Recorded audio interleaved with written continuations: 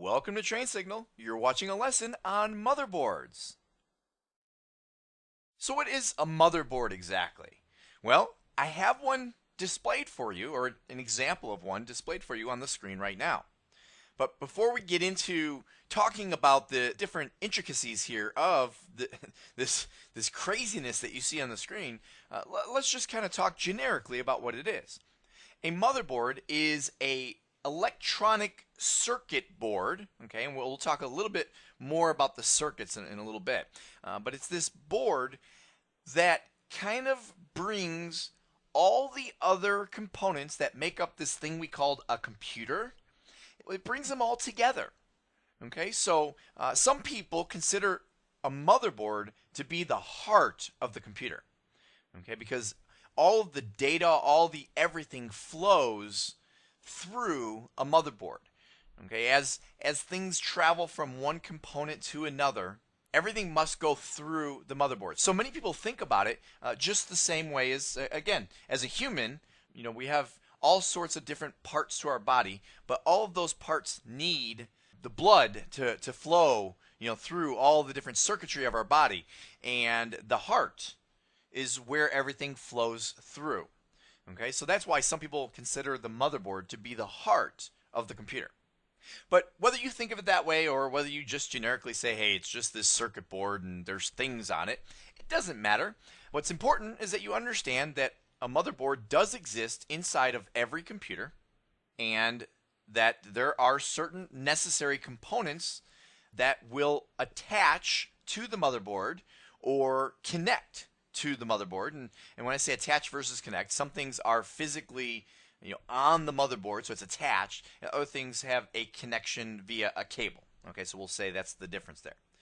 So real quick, what I want to do is I want to go through all the different items that I have pointed out for you here on this screen. Now, I will tell you, this is not everything. Okay, as you can see, there are many other different circuits and capacitors and all kinds of stuff that are also going on here on this motherboard. These are just some of the more popular, the more commonly known components. And I will tell you that some of the things that I'm pointing out to you here that exist on the motherboard, we are also going to talk about in more detail either later on in this lesson or in some cases, and matter of fact, in most cases, a lesson of their own. Okay, so if we just kind of start at the top left here, you'll see that I have three letters, CPU. Okay, with a red arrow pointing to what looks like a fan, right? Isn't that what it looks like? It looks like we have a fan that the CPU is pointing at. Well, that would be correct. If that's what you're thinking, if you're thinking, wait a minute, CPU, that's a fan. There is a fan there. But under the fan, you see all those kind of grayish silver little panels there? Well, that is something called a heat sink. Okay, so that's not the CPU either. And we'll learn about this in a separate lesson when we talk about CPUs. But basically, the heat sink and the fan are used to help keep the CPU cool. Because the CPU works very hard, and because it's working so hard, it gets very hot, and so it needs to be kept cool.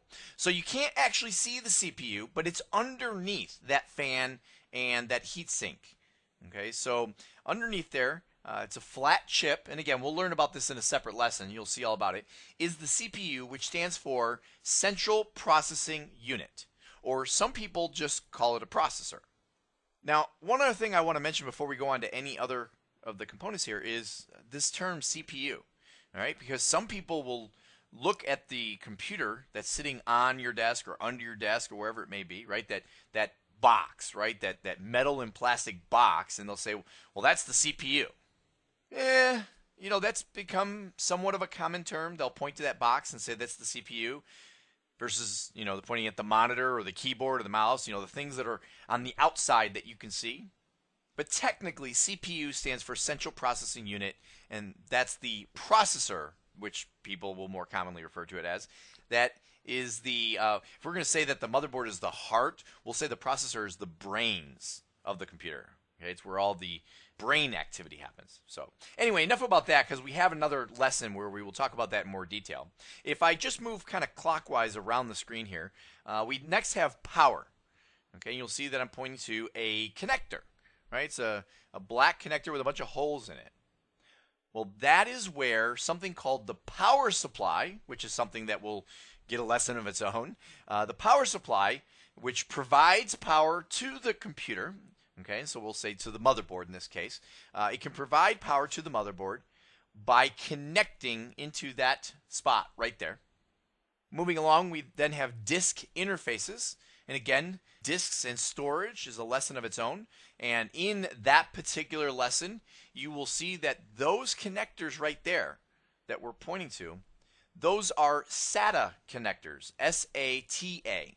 Okay, so that's the type of hard drive or the type of hard disk that would plug into this particular motherboard. Then another item we have here are the memory slots. Okay, so they're partially hidden there by the processor fan, but those long, skinny black slots with little clips on the end, that's where your RAM, your random access memory, will go. And again, it's becoming a common theme. There's a whole separate lesson just on RAM.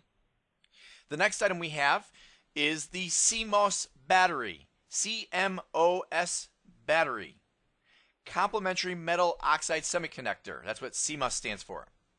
This little battery is what keeps just enough power always going to the motherboard, even when the computer's turned off, right? You can turn off the computer and the power supply has turned off, and so therefore the motherboard's not getting power from that. This is what keeps things like the system clock still up to date. Okay, and if we go back to the old days, and I say the old days because these days the system clock typically gets refreshed once the computer is on, especially in a corporate environment. It will connect to a time server within your corporate network, which will bring the clock up to date if it has fallen behind or maybe ran a little bit ahead.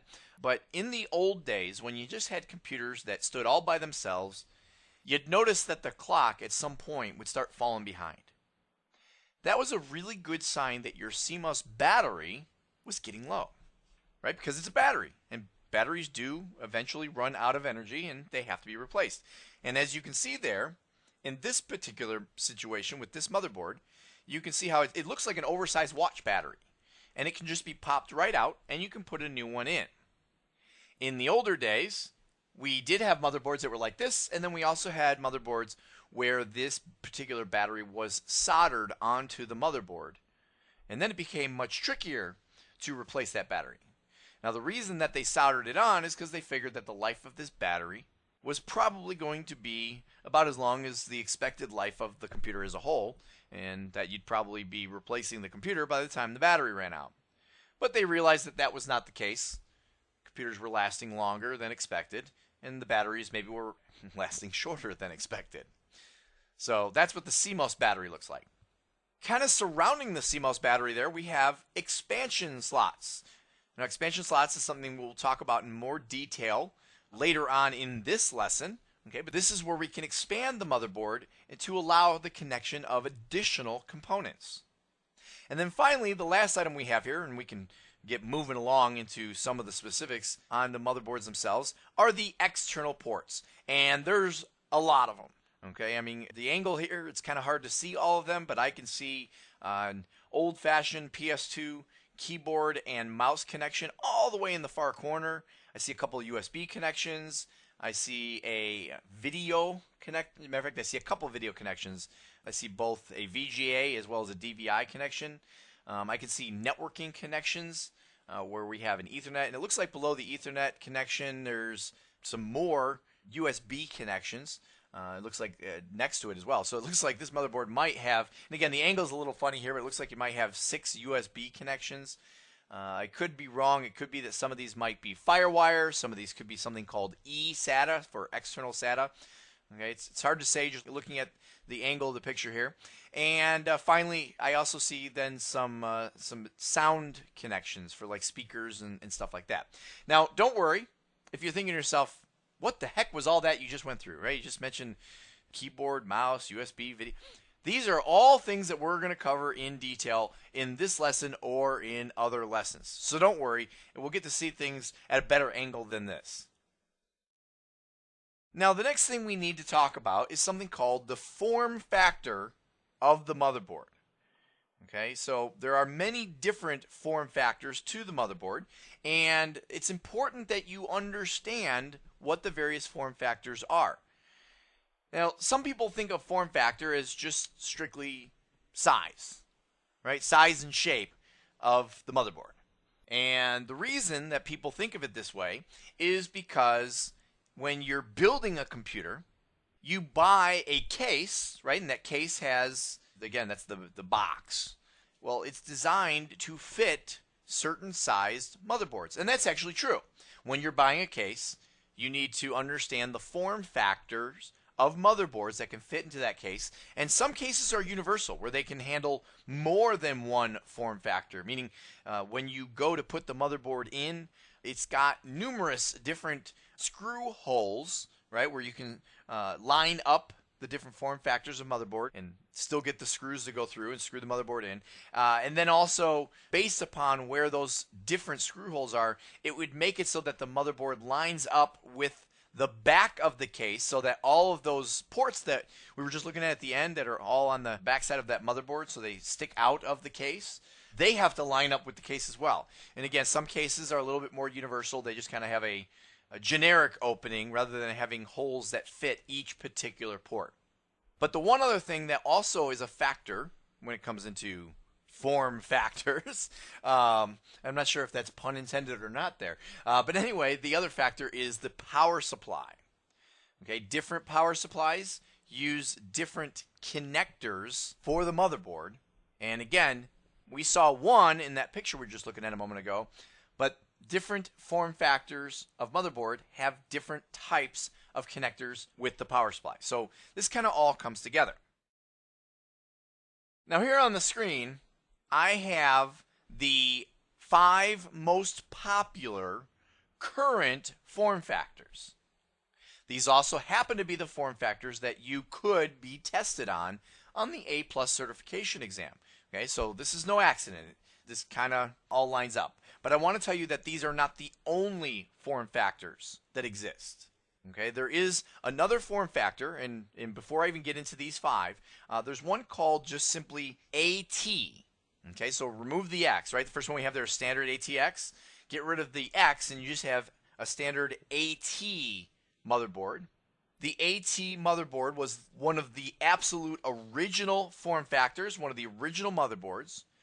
It was the largest of the form factors. Okay, so these AT motherboards were very large, and if you think of some of the old days, depending on how old you are, if you saw computers back in the, we'll say late 80s, early 90s, some of the towers were quite large. And we're not talking about big servers, we're talking about just the regular home PCs.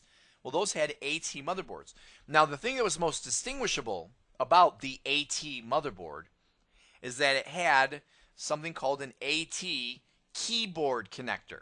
Now, I don't have a picture for you here, but I will tell you that when we get to a lesson where we look at the various different connectors, I'll show you what this large round keyboard connector looked like.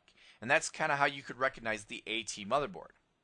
But let's get into the motherboards that we do know about today, or we do work with, I should say, today. The first one would be your standard ATX. And this is the largest of the current motherboards. You can see here that it stands at 12 inches by basically just over 9.5 inches, so 9.6 inches. And I will tell you, it's not that uncommon. Even though this is still a large motherboard, it's not an uncommon motherboard. We still have fairly large tower systems these days, right? The large tower cases. Now, even though we still do see these large tower computers, they're not real popular, right? I mean, these days, people really want to see their computer get smaller and smaller, right? They don't want this big box tying up space on their desk or under their desk. Okay, so what happened was we actually evolved into a variation of the standard ATX that I don't have listed here, and you really don't see it anymore. And it was something called the Flex ATX. Okay, and the Flex ATX was actually, I believe it was 9 by 7.5 inches. Okay, if I remember correctly. And I don't want you to worry too much about it, but there was certain issues and proprietary things about it that made it not as popular. And so what we did was we moved into something called the Micro ATX. And the Micro ATX is, again, a very popular motherboard. It is smaller. You'll see here that although we could argue that the shape is always a rectangle, well, actually, I guess technically, the Micro ATX moves into a square, right? Because it becomes 9.6 inches by 9.6 inches. All right, but it still has the same layout, the same general design. One thing you will notice if you even just look at the picture about the Micro ATX versus the standard ATX is that you don't have as many slots. Okay, you don't have as much expandability to it. Okay, so there's not necessarily as many things that are going to connect to it. Now, by the same measure, sometimes we can offset the lack of expandability by integrating certain things right onto the motherboard. Okay, so when we talk about some of the different expansion devices, okay, I'll give you an example. An expansion device could be a video card. Well, you remember when we looked at that first motherboard, I mentioned that there were a couple of external ports that were built right on, and those were video ports. Well, very often that's because there is what's called integrated video, meaning the video card becomes a chip on the motherboard itself. Okay, so that's part of how we eliminated the need for all the extra expansion slots like we needed in the old days. If you look at the standard ATX, and even more so if you saw an original AT motherboard. Okay, an original AT motherboard, there'd be very little integrated on it. Now, after the ATX series, we really needed to find a way to get smaller and smaller and smaller, and so we moved into the ITX series. And so we first had the Mini ITX, which is, believe it or not, the largest of the ITX series. It had a whopping 6.7 inches by 6.7 inches. And if you think that's small, we then moved down to the Nano ITX, all the way down at 4.7 by 4.7 inches. And then we go all the way down to this little bitty one here, the Pico ITX, which is 3.8 by 2.8 inches. Now, these really tiny motherboard form factors are what you might see, because you might be thinking to yourself, where do I use something like that? Where do I use a motherboard that's 3.8 by 2.8 inches? I mean, it's so small. Basically, it's going to be in certain highly specialized devices, maybe like a router, something like that.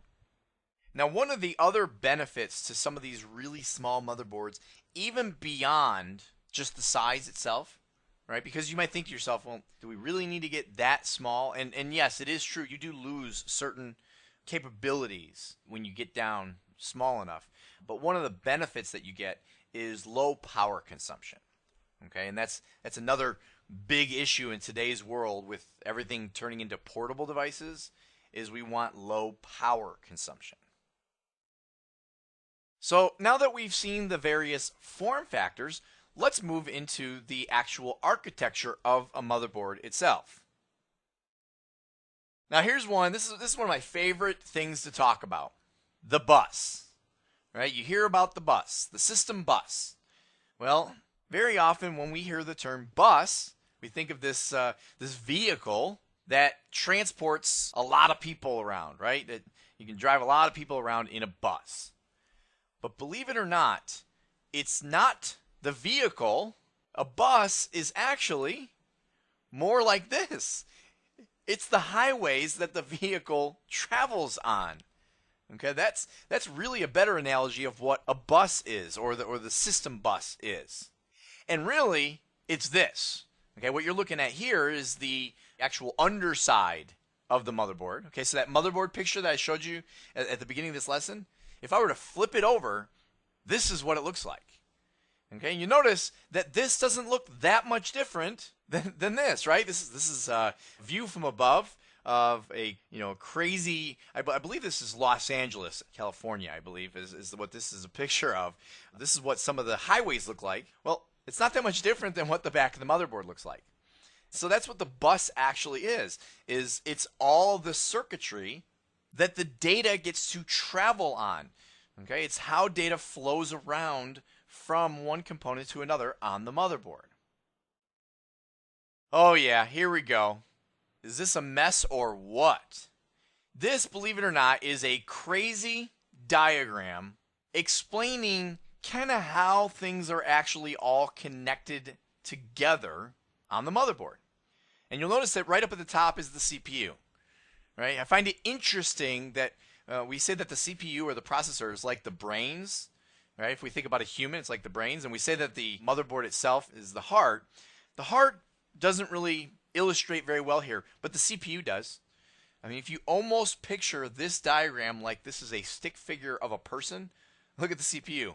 It's up at the top in the head, right? It's where all the brains are at. So anyway, from there, you'll notice that we have the bus. The bus is where everything travels to and from the CPU.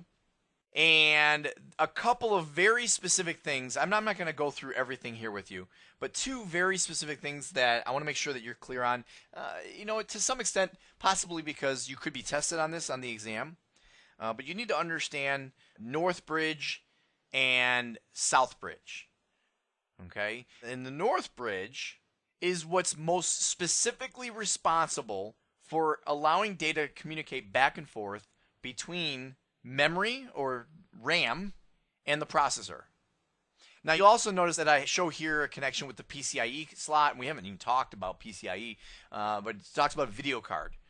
And to be specific, graphics, because it's so resource intensive, also has its own form of processing and memory. And so that's why that's part of that North Bridge there. Whereas the South Bridge has to do with the connection with all of your other devices, your drives, external ports, expansion slots, and things like that. Okay, so if you just mostly, what I tell people to remember, if you're watching this for the intent of passing the A+ certification exam, then what I recommend is the easy one is that the North Bridge is specifically between processor and memory. Just remember that one thing, okay? Processor and memory. South Bridge, kind of everything else. So if you get a question, it talks about something in communication with the processor and with the motherboard, it's going to be the South Bridge then. So now let's talk about these expansion slots. And I know here it says expansion bus, and I want to kind of be real clear here. There is a bus, right? There's the actual expansion bus, which again is the circuits. It's the highway that allows things to travel from the expansion slots to the processor. Okay, so that's what the expansion bus is. But the actual connectors themselves are slots, not the bus. Okay, so here's an example. Here I'm showing you a number of the expansion slots that you might see on a motherboard. And I've gone to a really old motherboard here so that we can start off by talking about a type of expansion slot that is actually older than what you should be tested on the exam. Okay, so the first set of slots that we have all the way on the left here are something called the ISA slots. And I will tell you that these ISA slots are, in some cases, if you go far enough back, they are what's known as 16-bit slots. Now, what are these slots for? These slots, they're called expansion slots because they allow extra components to be inserted into the slots.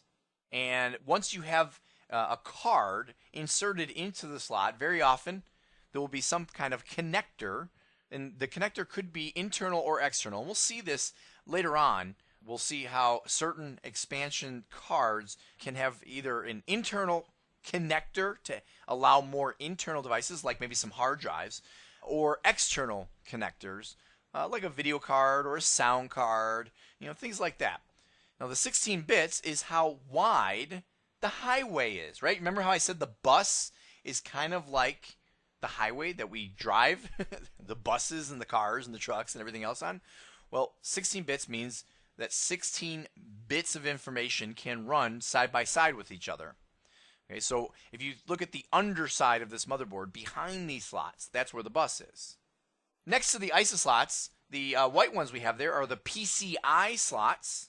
Now, PCI is the closest thing to what we still have in today's world, and we're going to see here in just a moment there's a lot of variations of PCI. What you're looking at here is an old board with the original PCI slots.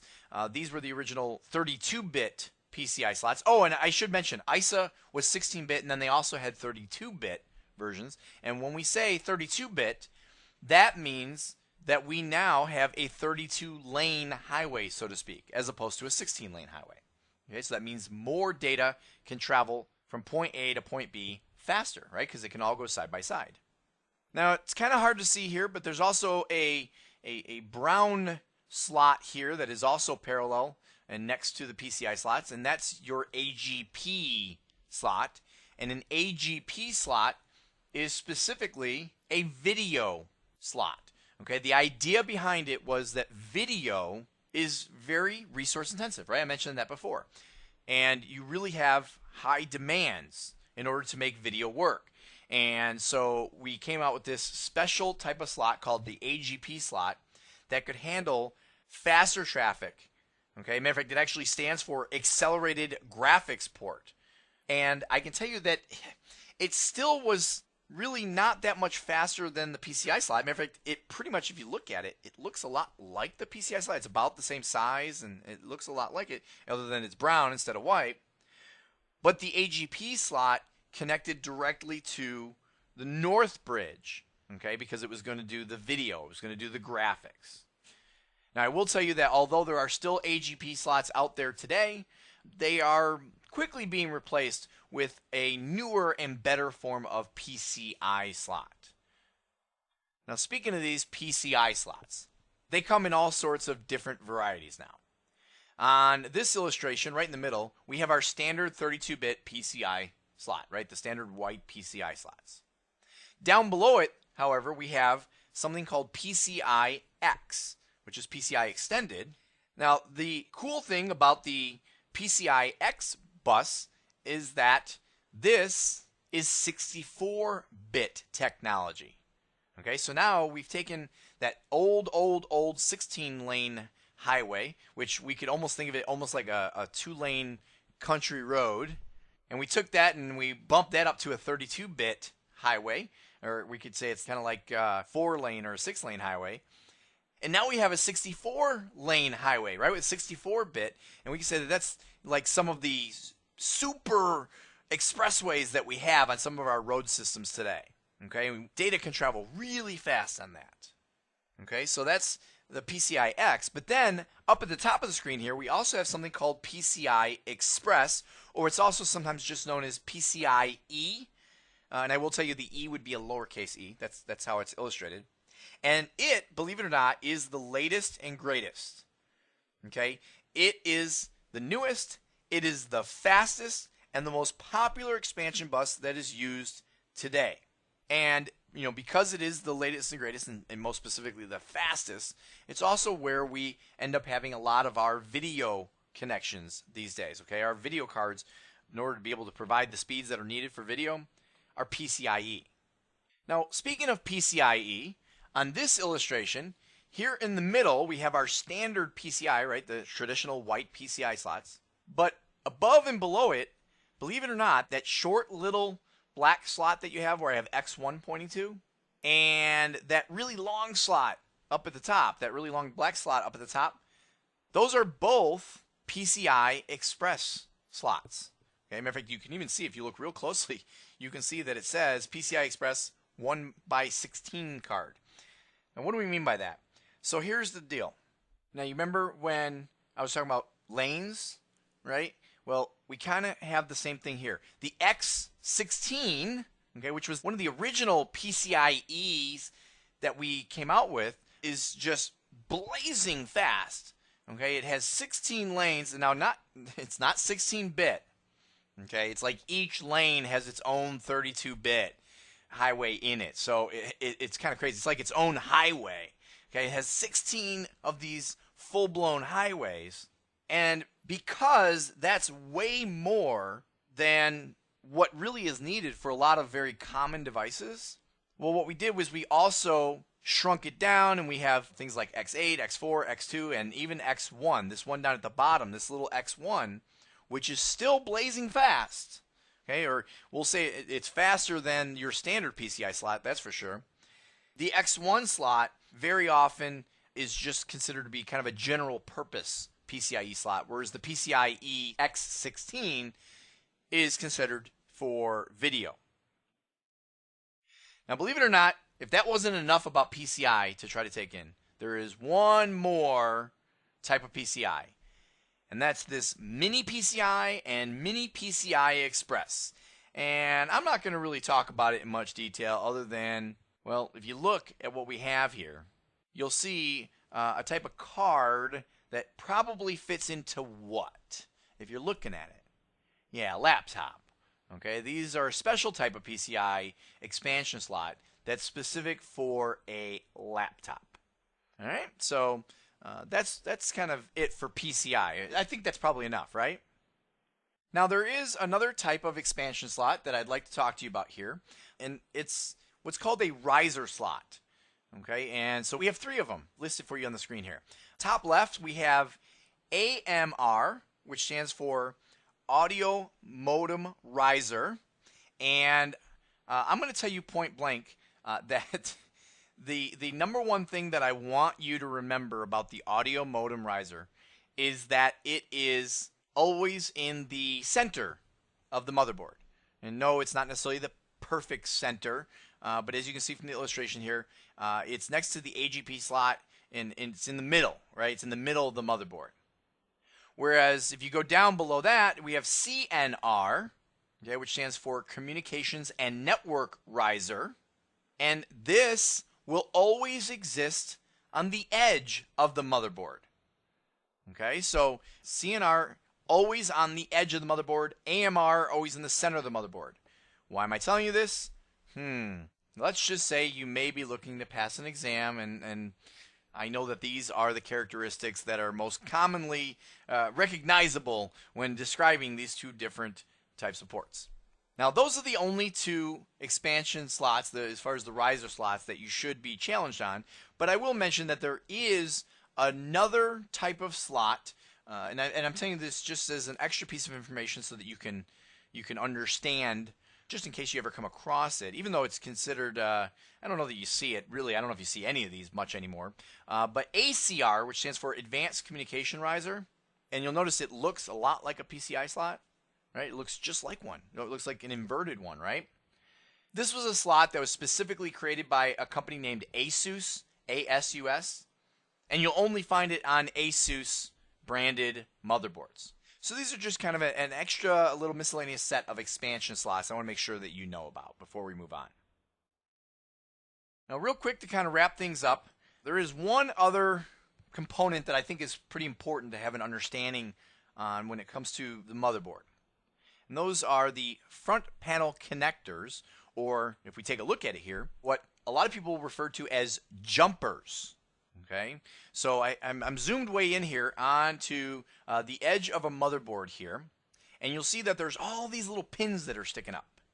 And then there's these connectors with wires that are plugged into some of these pins, and you can even see from the words and then the letters that appear on these connectors, we have HDD LED, which stands for basically the hard drive light. Okay, in other words, if you've ever looked at your computer and when the hard drive's spinning, you see a light flickering, that is how that light knows to flicker, is because when the hard drive is spinning, right, it's being read from or written to, that data is still traveling through the motherboard, and so the motherboard is going to be aware of it, and therefore it can send a signal to those two pins where the jumper's connected to make the circuit open and close to make that light flicker.